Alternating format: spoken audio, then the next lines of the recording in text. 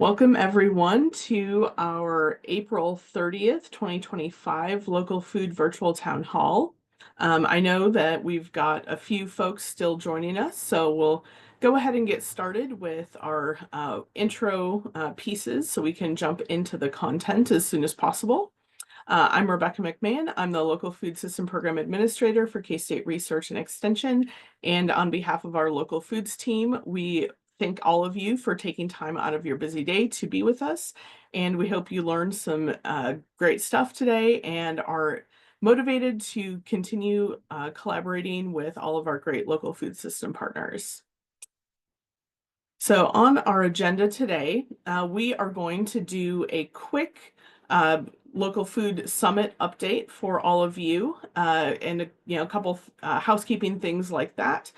And again, this month our schedule is a little bit different than it has been. We're going to open with our presentation, a little bit longer presentation from Whitney Butler with Market Link about one of their programs that farmers and farmers markets can make use of. Then we will have a discussion of federal funding and policy updates and impacts with Nick Lewandowski from the Kansas Farmers Union. And I had Eileen Horn on here, but I think it's Miranda Klugershirts who's doing that, as well as some just opportunity for open discussion surrounding some of those topics. And then we'll be open for announcements as per usual. So to get us started, we are going to do our opening poll. So let me get that launched here. All right. So if you've been on one of these before, same questions that we've been doing. Have you attended a quarterly local food town hall in the past? And what part of Kansas do you live in? So I'll give everyone a little bit of time to respond to those. Once you have completed those opening polls, if you would put your name, location, organization, or business affiliation into the chat so that everyone can kind of see who all's here and be able to connect with each other if need be, that would be great.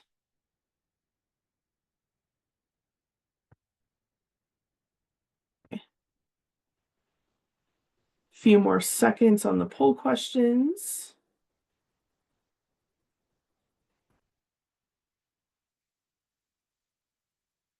Right.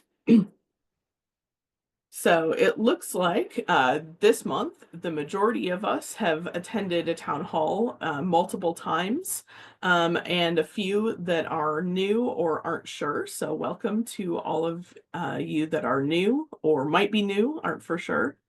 Location-wise, again, this is pretty typical. Northeast, North Central, South Central are pretty well represented. One Northwest, no one from the Southwest, and a few from outside of Kansas.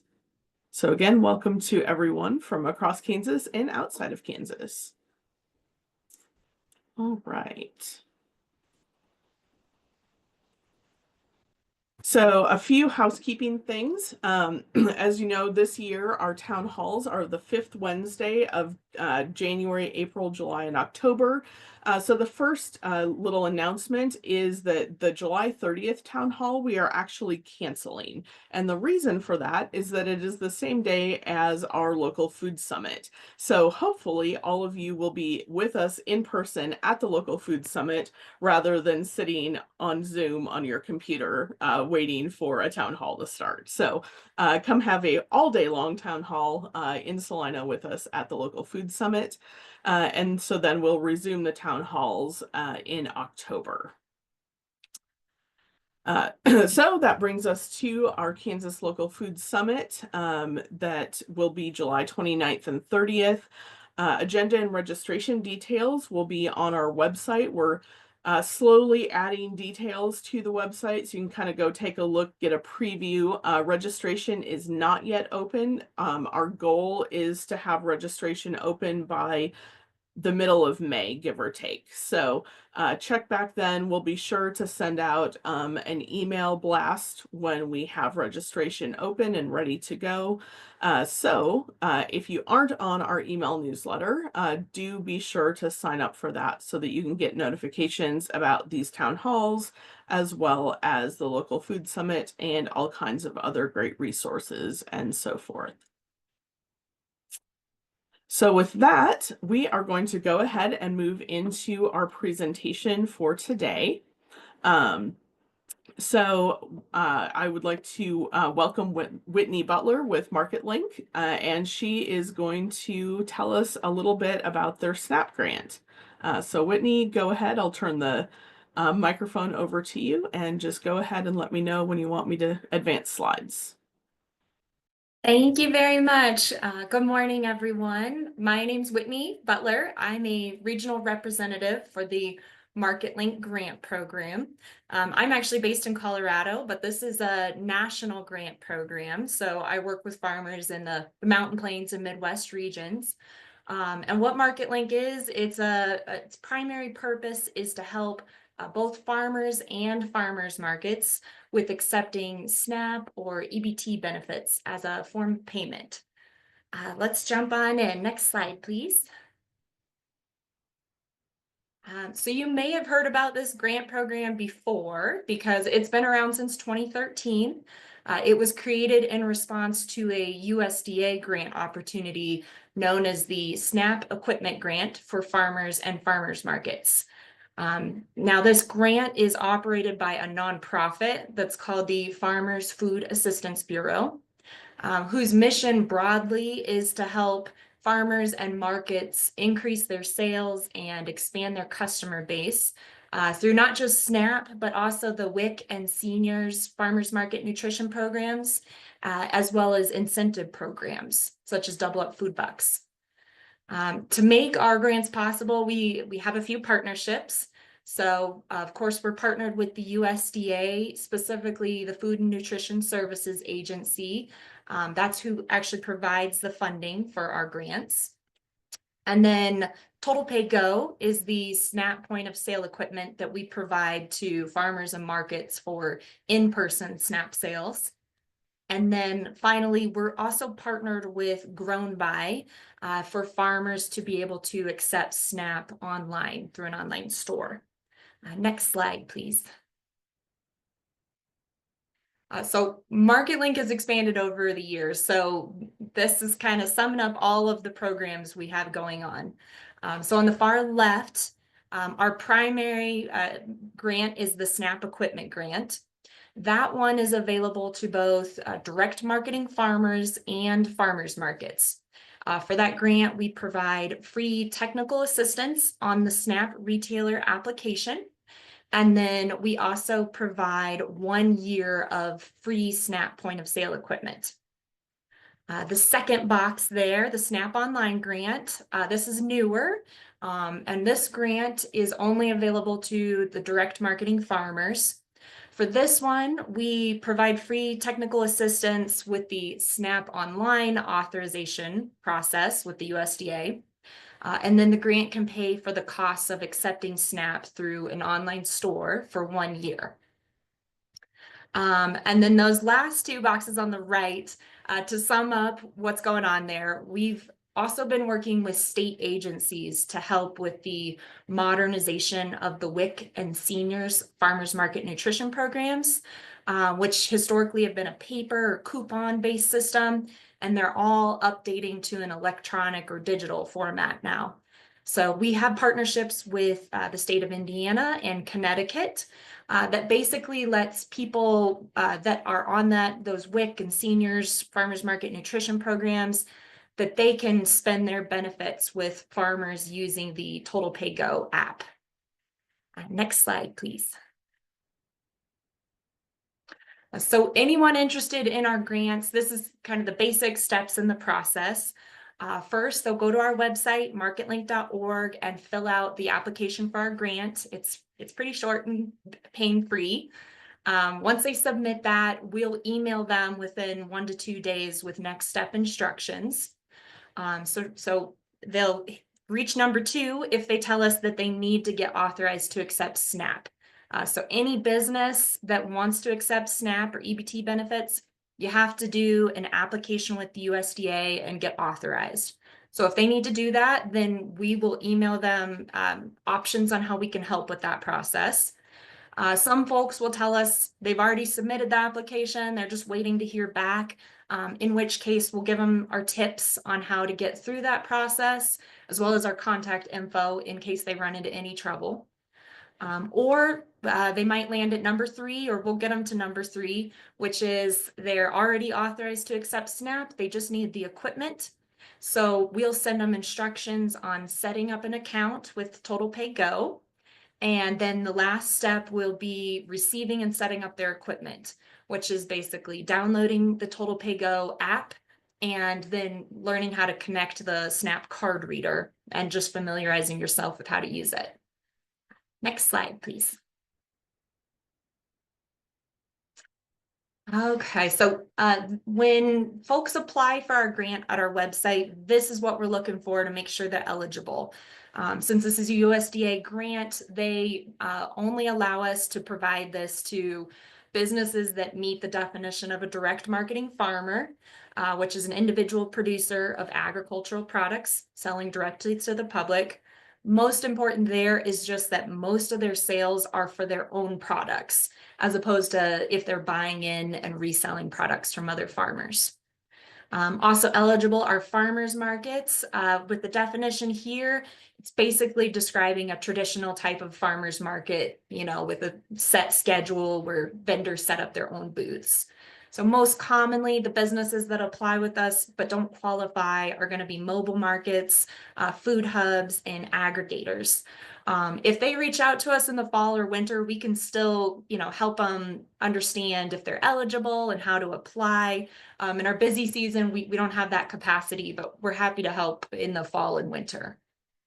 Otherwise, the other disqualifier is if they have functioning equipment that they receive from the state. So some states have options for free equipment. In Kansas, I believe they only have the free wired equipment, meaning it has to be plugged in. That usually doesn't work for farmers and markets. But essentially, if you were using that, you can't double dip in these programs. And then finally, this grant was renewed last October 2024. So as long as they haven't received it since then they are eligible. And if they received it before that date, they're eligible again. Next slide, please.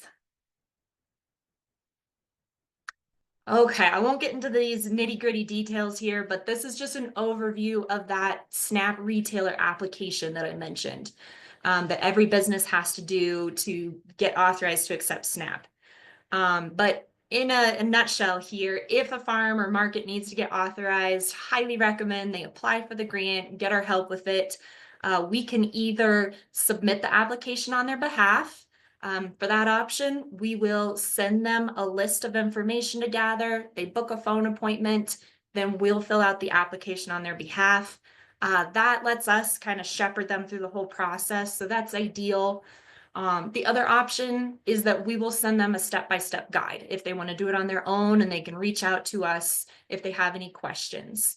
And then the steps are laid out here. You can see it's quite the process. So a takeaway is that timing is important. It usually takes at least 4 to 6 weeks for this to process. So if they have an off season, fall and winter are the best times to do this, since the USDA and MarketLink are less busy that time of year. But once they have a SNAP permit, it's good for about 5 years. So you don't have to do this every year. Next slide, please. All right, and then as far as the equipment goes that we provide, we call it a bring your own device program. That just means they need to have their own smartphone or tablet to put that Total Pay Go app on. That photo gives you a general idea of the setup. As far as the actual equipment that you receive, it's that little black box. That's the SNAP card reader, and it'll connect using Bluetooth, so it's all wireless. The smart device that Total Pay Go app is on, it just needs to have either a data plan or connection to Wi-Fi to work. And you might notice here, there's no printer and that's because the USDA provides what they call a printed receipt waiver for grant recipients. And that just means that your customers are offered a text or email receipt instead. Next slide, please. All right, and then here's what the grant covers for that first year, and then what costs to expect afterwards.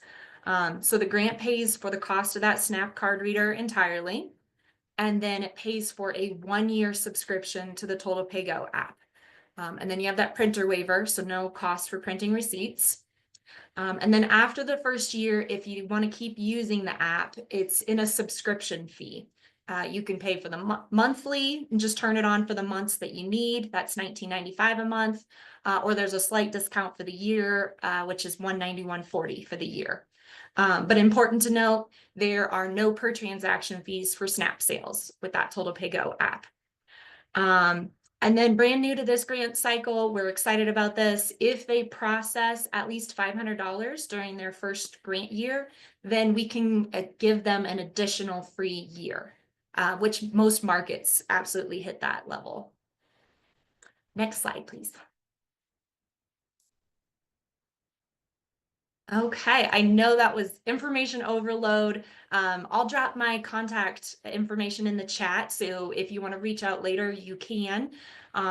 You can also go to our website. There's a lot of resources on there.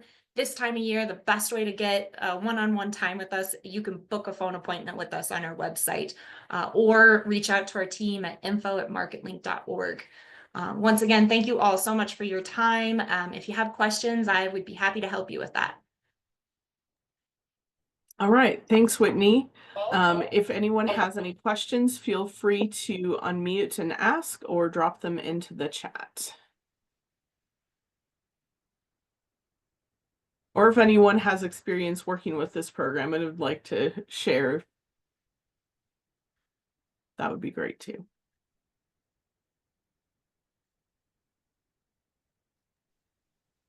Hey, Rebecca, it's Erin. Yes.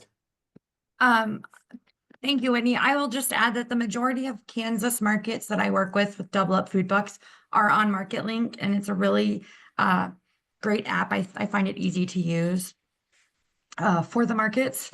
If you're working with a market in a rural area, possibly helping them find cellular data support, or if they're in like a Main Street area, we've worked with a lot of local neighbor businesses to get borrow the Wi-Fi access as well.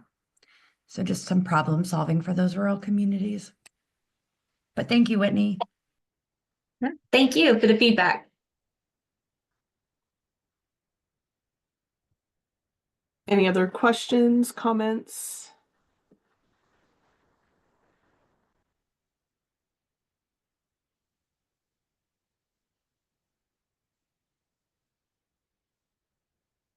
All right. Well, thanks again, Whitney, for joining us. And again, if anyone wants to share this information with the local market and reach out to Whitney, Clara has put some of that contact information into the chat as well. So, all right. Well, then let's go ahead and move on to the next part of our afternoon or morning, not afternoon yet. I'm getting ahead of myself by a couple hours. So we're going to move into some conversation around our federal funding and policy updates and impacts. And so to kick that off, I'd like to invite Nick Lewandowski with the Kansas Farmers Union to unmute and share some thoughts with us.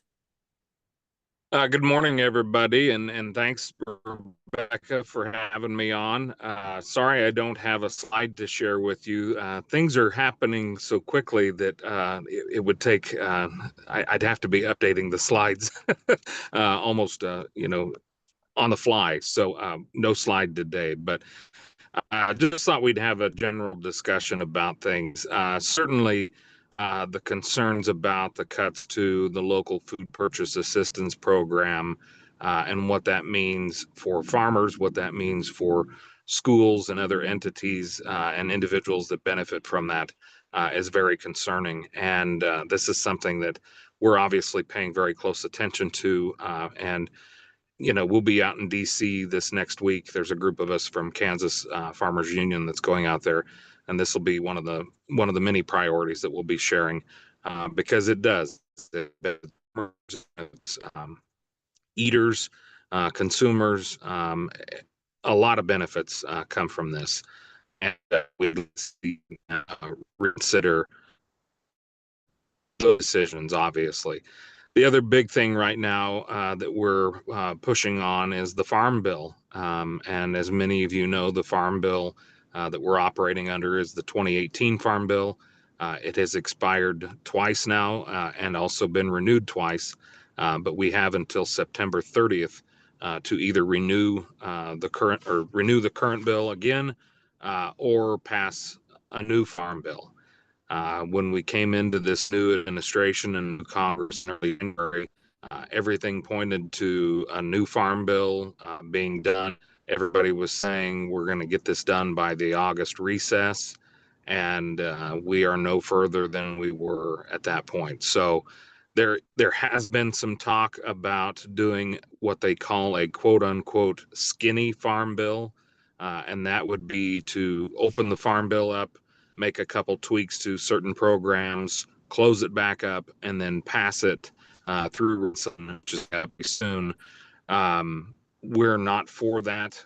We believe that a true Farm Bill needs to be dealt with entirely, not just small tweaks here and there. We need to go through the process of how Farm Bill's done and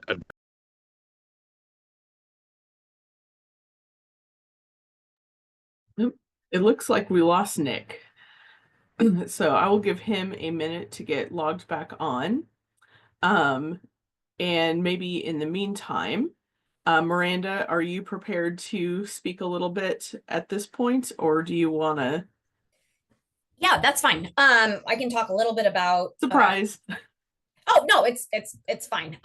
This is not as much a presentation as an invitation to chat with us. And maybe interrupting Nick in the middle of his presentation is It looks like Nick's back. Are you never able mind, to Nick, floor is all yours. that I thought I had good service. Can you hear me all right? Am I coming through all right? Yep, you're good. Okay. I may just stop my video just to be safe. I think I left off on reconciliation, skinny Farm Bill. We really want to go that route. We want to make certain that we address all of the challenges that need to be addressed. We're in a very different time, obviously, than we were in 2018 when it comes to the Farm Bill and what's in it.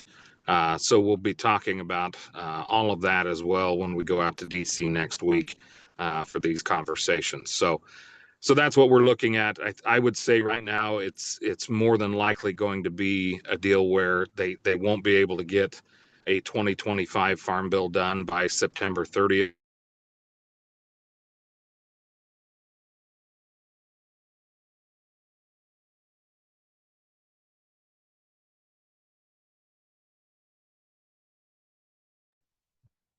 Okay, we're having an exciting morning, I guess.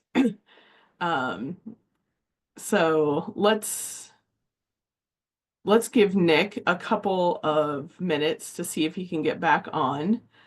I wonder, maybe instead of having you start, Miranda, Clara, I wonder, there were a couple of links in the links document that you might drop into the chat.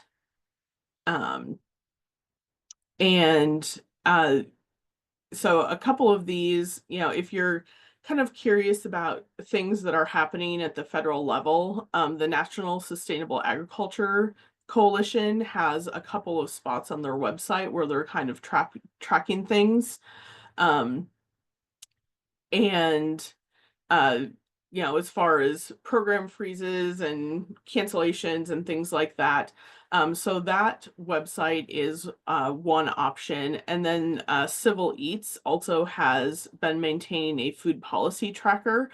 And so that one is a little broader. It includes executive orders and bills and things like that that are impacting food policy related things. So if you're kind of curious about things on the ag or food policy side, those are a couple of resources I might recommend. Nick, do you have, I think you probably covered most everything. Do you have any other resources that you would like to share with folks or ways that they could stay connected to what's happening? Yeah. Drop in the chat. Okay, thanks, Nick. All right. So I think, Miranda, if it's okay with you, I'll have you go ahead and I'm going to stop the share. So sharing my screen so we can kind of all see each other a little bit better for some conversation. Yeah, great, thanks. So as Nick shared, and I'm certain comes of no surprise to anyone, there's a lot happening at the federal level with regard to, especially with regard to federal funding cuts that we know, I'm sure some of you are maybe impacted personally, but we also know that there has been a broad reaching impact on just agricultural production across the state of Kansas in general.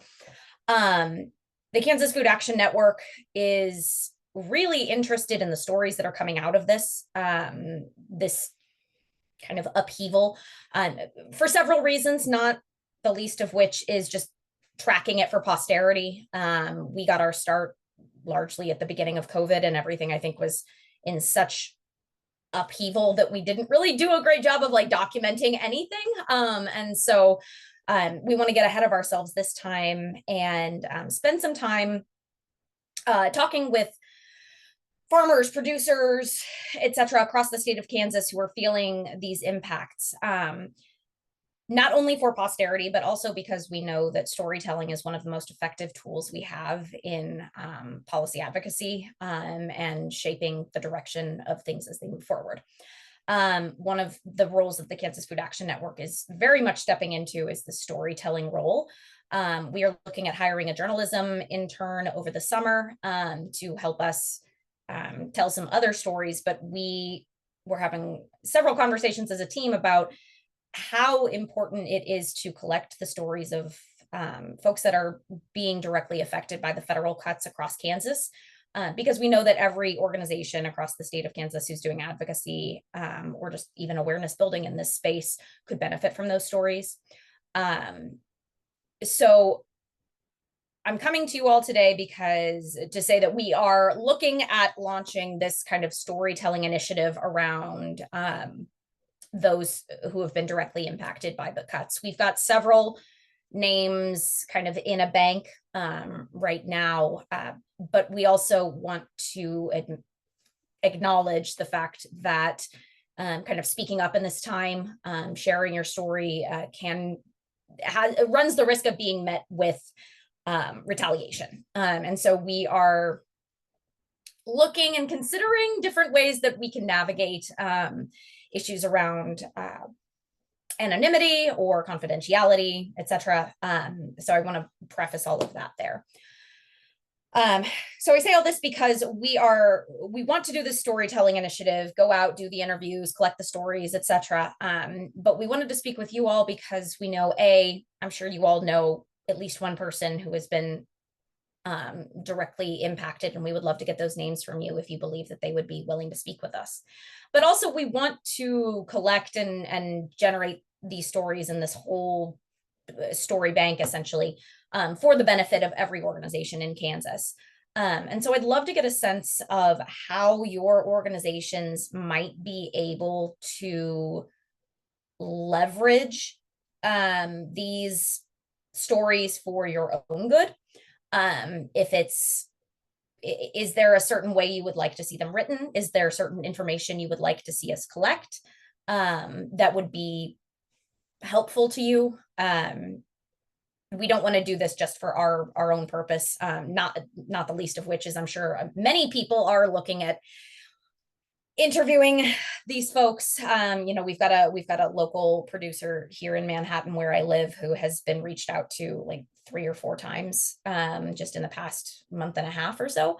And so we know that interview fatigue and survey fatigue is a real threat. And so if we can kind of consolidate and for KFAN to take leadership on the storytelling, collect that data so that everyone can use it, we'd love to do that on your behalf.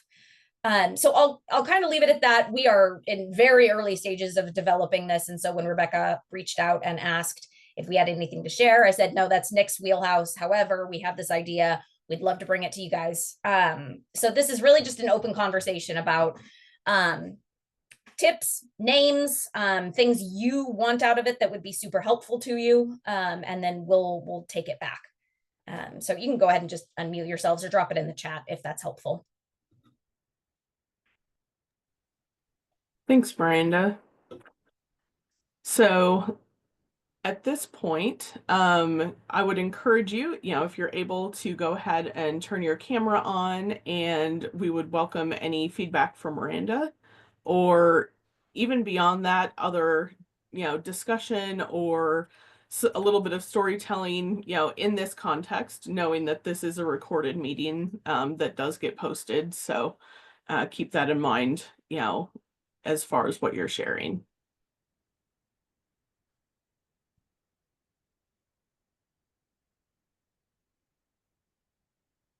Yeah, and I see that Nick did drop the National Farmers Union Farm Bill priorities into the chat as well, for those that want to take a look at that.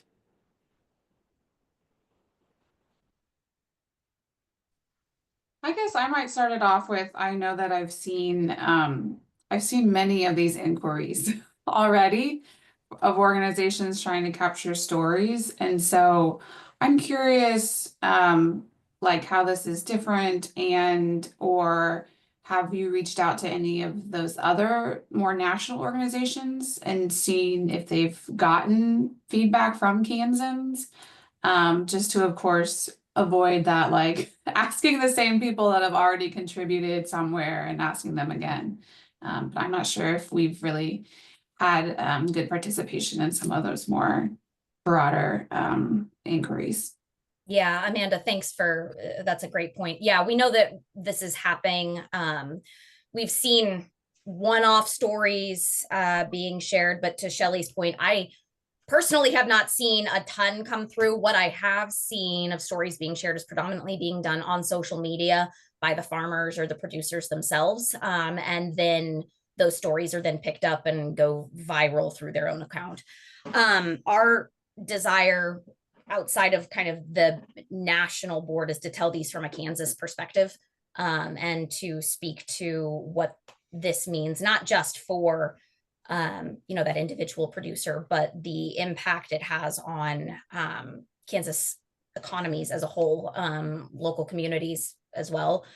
We anticipate that we will probably send out a survey that is not narrative in nature, to collect even just statements from folks about how much money they have potentially lost, et cetera, what that revenue decline might look like. I am not the survey creator. We hire people to do that for me, so I don't know what that language would be. But the point would be to kind of put numbers behind, behind the drama to drive change, if that's at all helpful to you.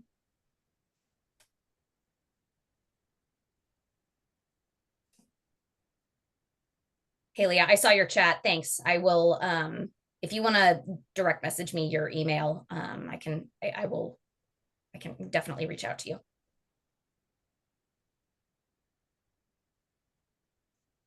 And I will also go ahead and just drop my my new email in the chat. If anyone wants to reach out to me directly, if you give this some thought in the shower or whatever, and you come up with a brilliant idea, we are all ears before we get this launched. Can I mention something? Yeah, Natasha, please. Yeah. So something from a local nonprofit, she said something today that really resonated. So I just want to throw it in there. She said, people don't necessarily, there are a lot of people who don't actually care if Head Start goes away, right? She was talking about childcare.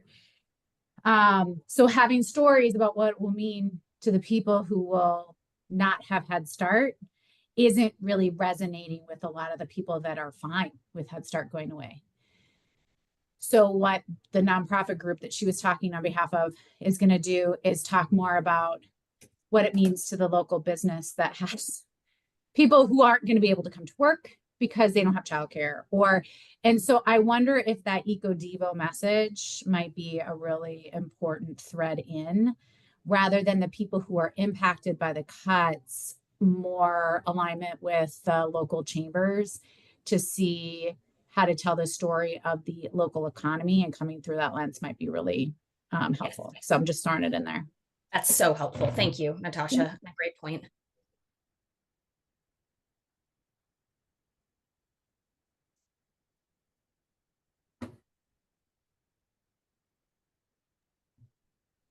Other thoughts? I think we would also be interested in, I know that we represent a wide range of organizations, knowing, if there are things going on, in your organizations that are being impacted by things happening at the federal level.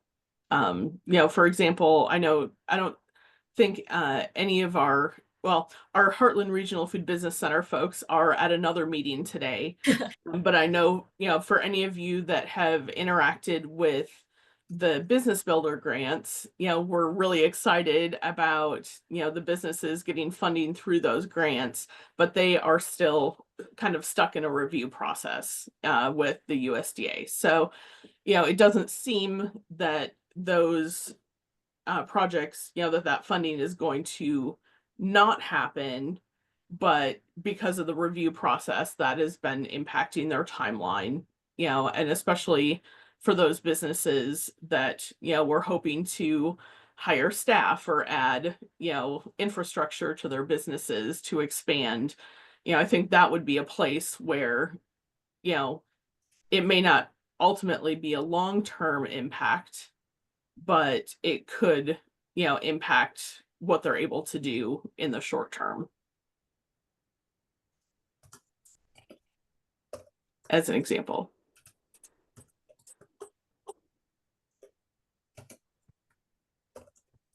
Sorry, I'm just trying to capture all of the direct messages that are coming in. So that's all I have, Rebecca. If you're watching this recording afterwards and you want to shoot me an email, you can, and you don't have it, you can find it on our website, or you can contact Rebecca.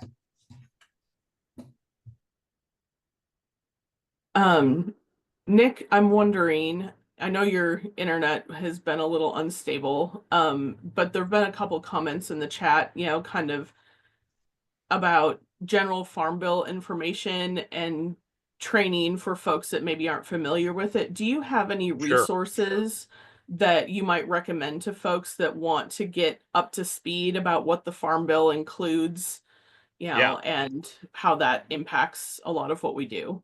Absolutely. I think NSAC does a really nice job of breaking down the Farm Bill on their website. So, and I know that I think there's been some resources shared already from NSAC. So if you just go to their website and take a look at those resources there, that'd be good. I also am happy to do a PowerPoint presentation for anybody that would like. If there's a group out there that needs a Farm Bill primer, I'm happy to do that at some point and kind of go over what's in it, why it matters to everybody. I've done that a lot here lately, so happy to do that if folks would like that.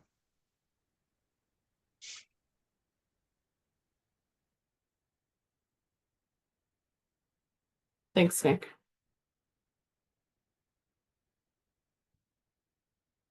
Any other comments, stories to share?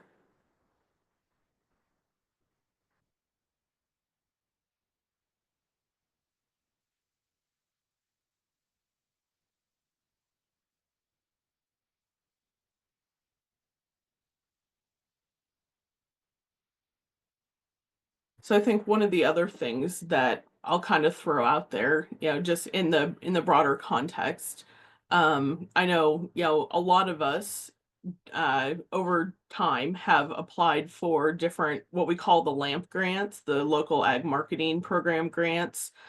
So that's things like the Farmers Market Promotion Program, Local Food Promotion Program, the Regional Food System Partnership Grant that Amanda and I are on.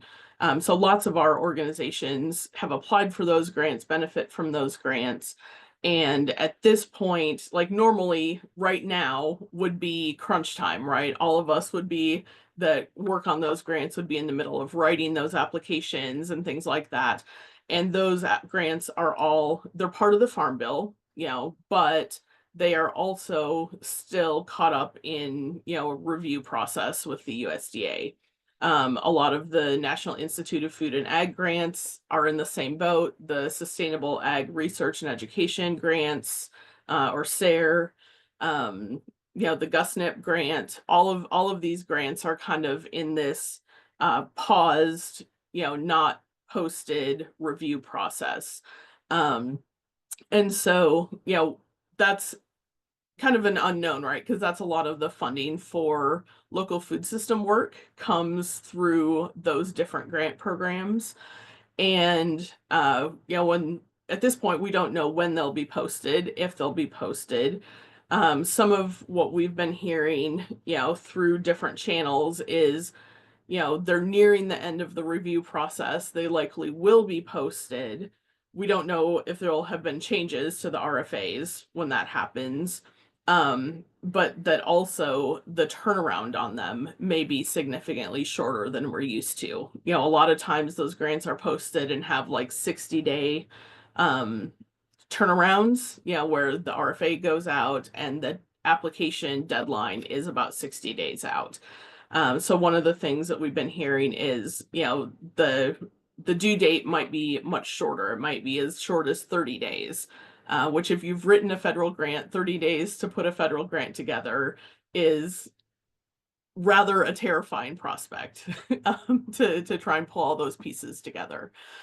So I think one of the things that, would be good to consider for any of you that are in a position to consider writing some of those applications would be, try and look at past years RFAs, start talking to partners, have grant outlines, like start putting your plans together now so that when those grants are posted, you're positioned to be ready to take advantage of those, knowing that the turnaround might be shorter than we otherwise would expect. Okay. So last call for anyone that has anything, to share on the federal funding policy side of things.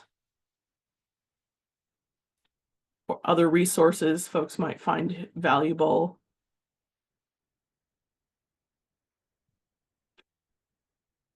If not,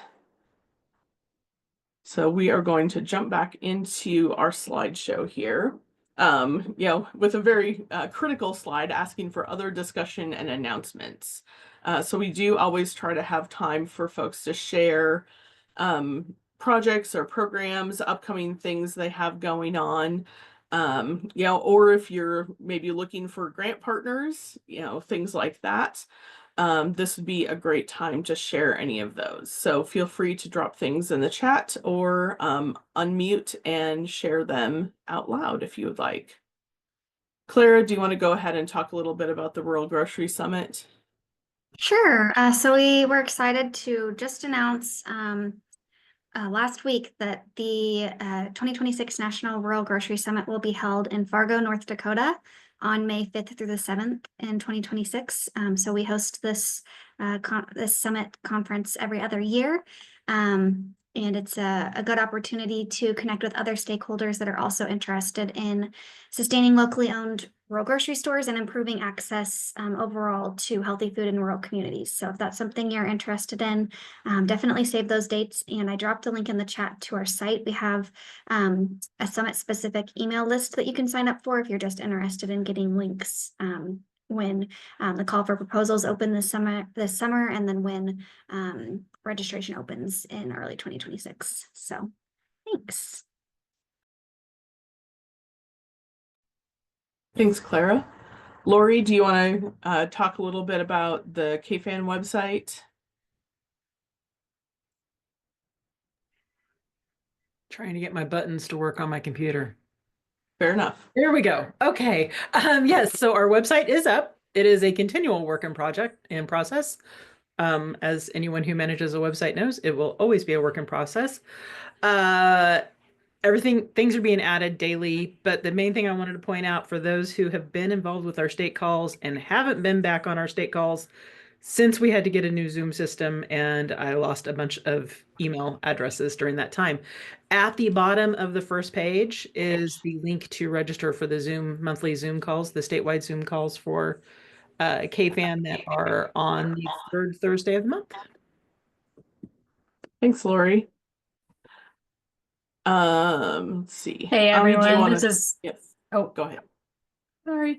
Ami put it in the chat, but Cultivate KC does have our urban grown tour coming up June 7th. So it's been a few years since we've done this. So if you're looking to get your urban ag fix, come to Kansas City that weekend. There'll be 14 farms having open houses. Oh, I was supposed to start. Okay, this is to keep your attention while I'm talking. It's a little baby chick. And something really cool this year, our team has put together a podcast series to go along with each of the farms. So as you're driving from farm to farm, you can learn directly about the farm from the farmer before you get there. So don't forget to sign up and let everyone know. Thanks, Bryn. Let's see. Nick, do you want to try unmuting and talking about your tours coming up? We'll try. Go for Yeah, it. apologies. I'm sorry I didn't have good service today. I'm on the road. But yeah, we've got a couple local food safety collaborative farm tours that are coming up June 24th and July 21st. June 24th, we're going to be in the Newton, Kansas area. And then July 21st, we'll be in the Lawrence, Kansas area with those tours. This is part of our grant that we get through National Farmers Union and FDA, the Local Food Safety Collaborative. So focusing on local food and how local food producers deal with food safety on the farm. And those are all free. We cover lunch. And I'm told that on the 24th, there will even be a little wine tasting out at Carolyn McGinn's farm as well. So tune in for that. Join us, please. Thanks, Nick. Anyone else have anything to share, either unmute or in the chat?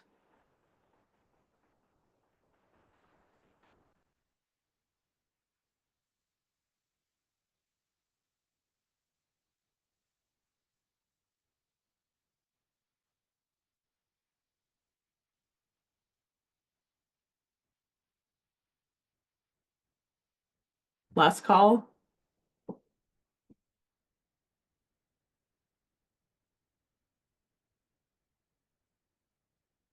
All right. Well, with that, we are going to go ahead and wrap up. Do feel free to keep using the chat if you want. And I'm going to launch our closing poll to help us evaluate and get ideas for next town hall. So just asking, did you learn something new today? Which speakers or topics were most valuable? How many people you'll share things with, and speakers or topics you would suggest for future town halls. And again, just a reminder that the July town hall is canceled. And so if you join us on Zoom, you'll just be sitting waiting because we'll hopefully all be in person in Salina at the Local Food Summit. And so our next town hall will be on Wednesday, October 29th.